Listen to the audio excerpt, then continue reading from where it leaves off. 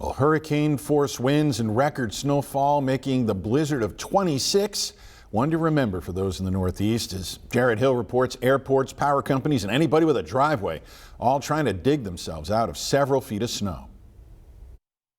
More than 3 feet of snow is blanketing towns in southeast Massachusetts, and the cleanup from this week's bomb cyclone is expected to take days. We just got walloped. That was one big snowstorm. 37 inches fell on Providence, Rhode Island, smashing a nearly 50-year-old record by 9 inches. Did not give it a thought that we would have another blizzard like 78 in my lifetime. From Maine to D.C., folks are slowly digging out of the biggest blizzard in decades. The snow is really slushy. It's just on the edge of freezing. It's very heavy to shovel. Even the plows had trouble. This one caught on a power line. A driver narrowly escaped injury when a branch smashed through the windshield, and another fell into a sinkhole.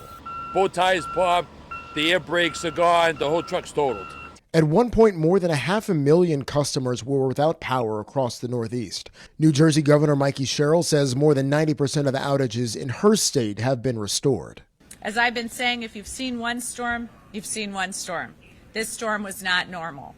We were ready. Another winter system is headed for the Northeast that could bring several inches of snow or rain to some areas as soon as tomorrow morning. Jared Hill, CBS News, New York.